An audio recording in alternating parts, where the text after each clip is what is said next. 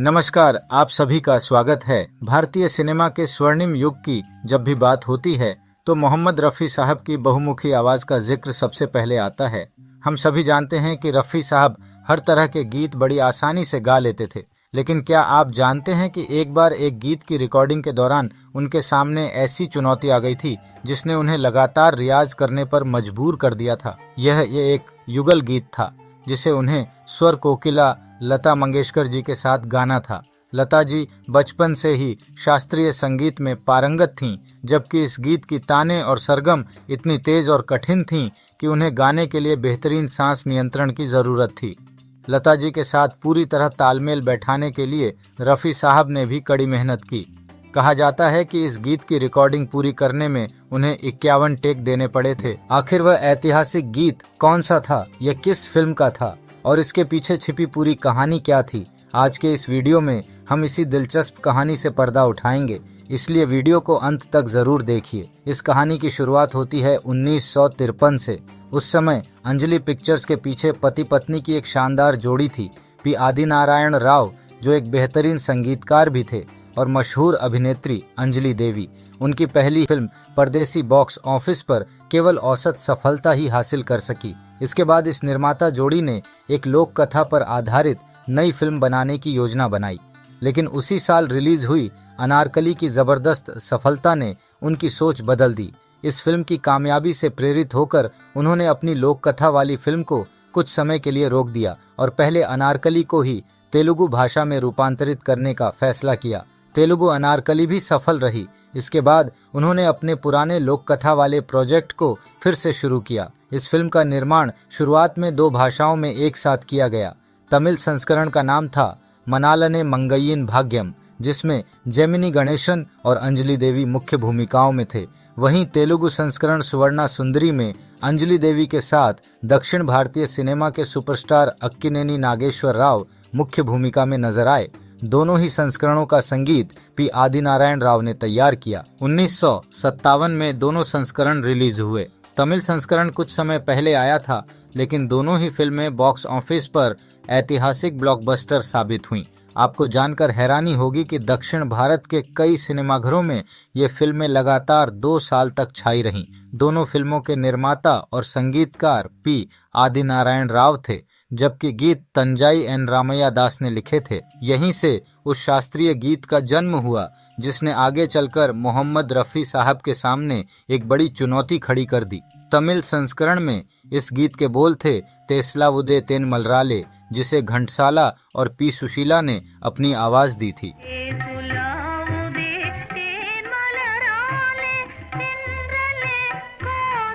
वहीं तेलुगु संस्करण में यही गीत हाई हाईगा आमनी सागे के नाम से रिकॉर्ड किया गया, जिसे घंटसाला और जिक्की ने गाया था।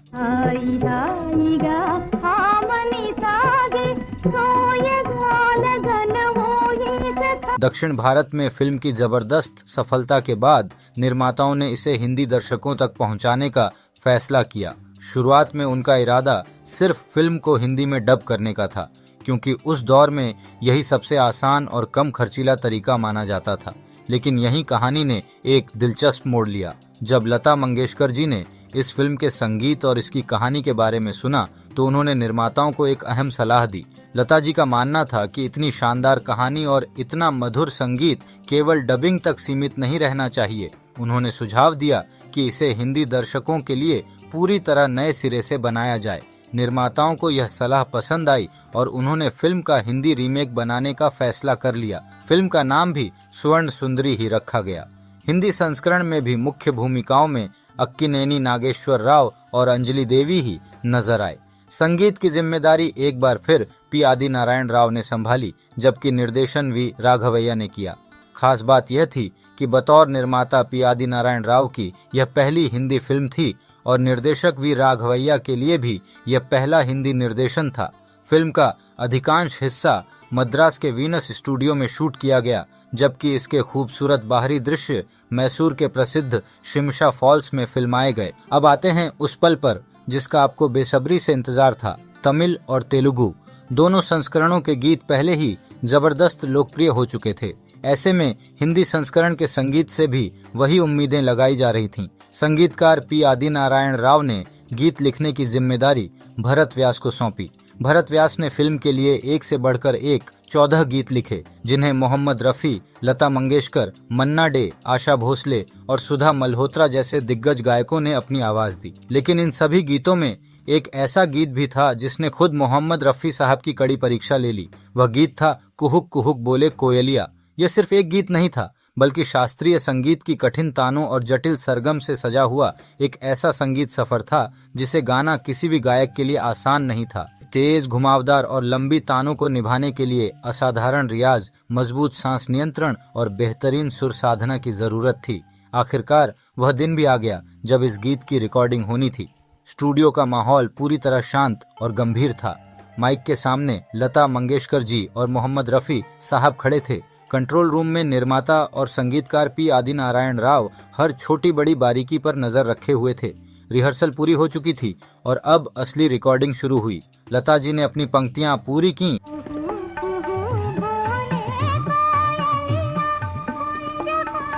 और फिर बारी आई मोहम्मद रफी साहब की। रफी साहब ने गाना शुरू किया, लेकिन कुछ ही क्षण बाद कंट्रोल रूम से आवाज आई, कट। संगीतकार पी आदिनारायण राव ने रिकॉर्डिंग बीच में ही रोक दी। उन्हें रफी साहब की गाई हुई पंक्ति में वह बात नहीं लगी जिसकी उन्हें तलाश थी। बताया जाता है कि उस दिन रफी साहब के गले में हल्की सी खराश थी और उनकी आवाज में वह सहज ठहराव नहीं आ पा रहा था।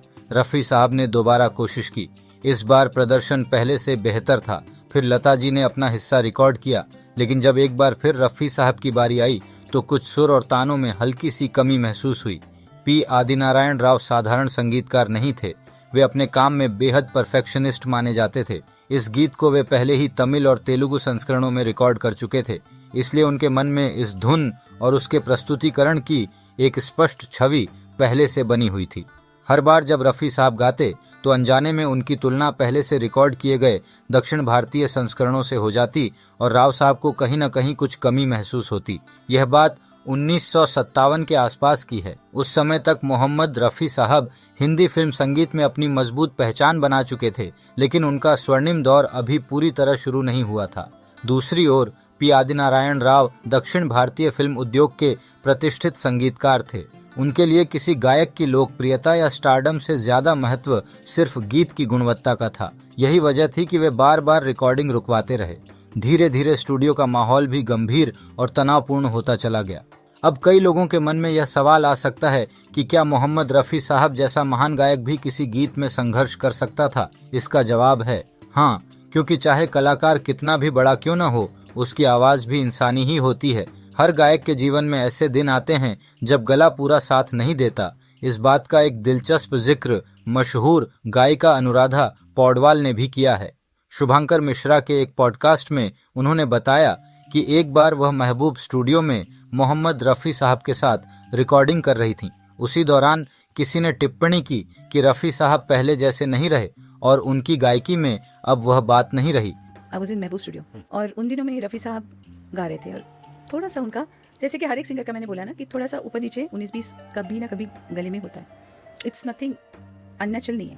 तो ऐसा कुछ वो थोड़ा सा टाइम था तो सम पीपल स्टैंडिंग एंड मेरा गाना हो गया तो आई वाज लीविंग और आई वाज स्टैंडिंग देयर। तो उन्होंने बोला कि आजकल कुछ नहीं रहा। अनुराधा जी ने कहा कि ऐसा किसी भी बड़े कलाकार के साथ हो सकता है। कभी कभी महान से महान गायक भी ऑफ डे से गुजरता है और उस दिन उसकी आवाज वैसी नहीं निकल पाती जैसी सामान्य दिनों में निकलती है। जब अपने करियर के शिखर पर पहुंच चुके रफी साहब के साथ भी ऐसा हो सकता था, तो सोचिए 1957 में जब उनका सफर अभी आगे बढ़ ही रहा था, ऐसी स्थिति आना बिल्कुल असंभव नहीं था। शायद उस दिन भी गले की हल्की खराश और तबीयत ने उनका साथ नहीं दिया। नतीजा यह हुआ कि एक के बाद एक कई रीटेक होते गए। आखिरकार पी आदिनारायण राव का धैर्य जवाब दे गया। उन्होंने रिकॉर्डिंग रोक दी और कहा, आज यह गीत रिकॉर्ड नहीं होगा। उन्होंने सीधे रफी साहब की तरफ देखा और साफ शब्दों में कहा कि पहले अपना गला पूरी तरह ठीक कीजिए, इस गीत का जमकर रियाज कीजिए। जब आपको लगे कि आप पूरी तरह तैयार हैं, तभी इसकी रिकॉर्डिंग होगी। मोहम्मद रफी साहब जैसे बड़े गायक के लिए यह किसी झटके से कम नहीं था, लेकिन उन्होंने इसे अपने अहंकार का नहीं बल्कि एक कलाकार की चुनौती का विषय बनाया। वह घर लौटे, अपनी सेहत का पूरा ध्यान रखा, गले को आराम दिया और इस कठिन शास्त्रीय गीत का दिन रात रियाज किया। उन्होंने सरगम की हर बारीकी पर मेहनत की और तब तक अभ्यास करते रहे जब तक उन्हें खुद यह विश्वास नहीं हो गया कि अब कोई कमी नहीं रह गई है। कुछ दिन बाद जब गला पूरी तरह ठीक हो गया और आत्मविश्वास लौट आया, तब रफी साहब ने पी आदिनारायण राव को संदेश भिजवाया कि अब मैं तैयार हूँ। रिकॉर्डिंग का दिन फिर तय हुआ। रफी साहब एक बार फिर उसी माइक के सामने खड़े थे। संगीत शुरू हुआ और इस बार जैसे ही उन्होंने अपनी पहली तान छेड़ी, स्टूडियो में मौजूद हर शख्स सुनता रह गया।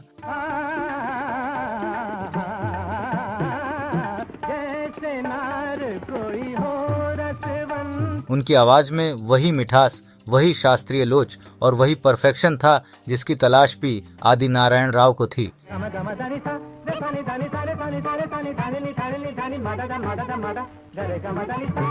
इस बार रिकॉर्डिंग बिना किसी रुकावट के पूरी हो गई। गीत खत्म हुआ तो पी आदिनारायण राव मुस्कुराए और बोले, बहुत बढ़िया। उन्होंने दिल खोलकर रफी साहब की तारीफ की।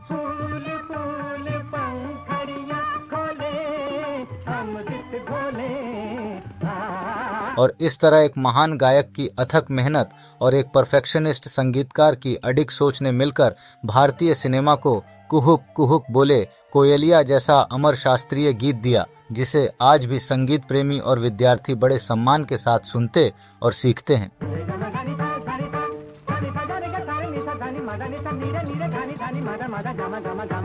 इस फिल्म के संगीत में कितनी मेहनत लगी थी, इसका अंदाजा आप इसी बात से लगा सकते हैं कि संगीतकार पी आदिनारायण राव को इसके लिए कोर्ट कचहरी तक के चक्कर लगाने पड़े थे। दरअसल 1987 में इंडियन एक्सप्रेस को दिए गए एक इंटरव्यू में आदिनारायण राव ने बताया था कि फिल्म के एक तमिल गीत के लिए उन्होंने तंजौर चौकड़ी की एक बेहद दुर्लभ शास्त्रीय रचना का इस्तेमाल किया था। 19वीं सदी के इन चार भाइयों को कर्नाटक शास्त्रीय संगीत और भरतनाट्यम की परंपरा का प्रमुख स्तंभ माना जाता है।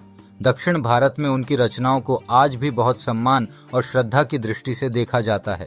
लेकिन जब तंजौर चौकड़ी के वंशजों को पता चला कि उनके पूर्वजों की इस रचना का इस्तेमाल एक व्यावसायिक फिल्म में किया गया है, तो उन्होंने इसका विरोध किया और पी आदिनारायण राव के खिलाफ कॉपीराइट उल्लंघन का मुकदमा दर्ज करा दिया। माना जाता है कि यह विवाद इसी गीत से जुड़ा हुआ था। सोचिए, 1950 के दशक में फिल्मी दुनिया में कॉपीराइट का ऐसा मामला सामने आना अपने आप में बहुत बड़ी बात थी। यह विवाद इतना बढ़ गया कि पी आदिनारायण राव को कानूनी परेशानियों का सामना करना पड़ा।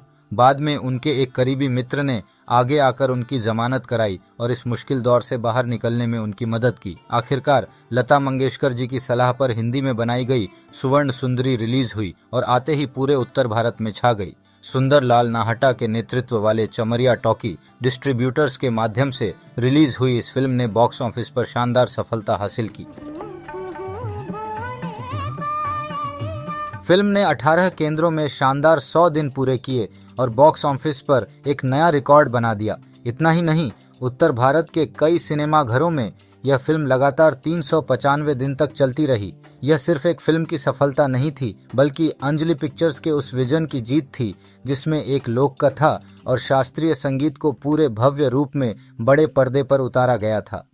तो दोस्तों, यह थी कहानी सुवर्ण सुंदरी और उसके अमर गीत कुहुक कुहुक बोले कोयलिया की, जिसने मोहम्मद रफ़ी साहब जैसे महान गायक को भी अपने सर्वश्रेष्ठ प्रदर्शन के लिए दिन रात मेहनत करने पर मजबूर कर दिया। शायद यही वजह है कि आज भी यह गीत भारतीय फिल्म संगीत के सबसे कठिन और यादगार शास्त्रीय गीतों में गिना जाता है। अगर आपको आज का यह किस्सा पसंद आया हो तो वीडियो को लाइक ज़रूर कीजिए, अपने दोस्तों के साथ शेयर कीजिए और सिनेमा के ऐसे ही दुर्लभ और अनसुने किस्सों के लिए हमारे चैनल को सब्सक्राइब करना मत भूलिए। अब मुझे दीजिए इजाज़त, फिर मिलेंगे एक नई कहानी के साथ। तब तक के लिए सुनते रहिए पुराने तराने और जिंदा रखिए अपनी फिल्मी विरासत। धन्यवाद।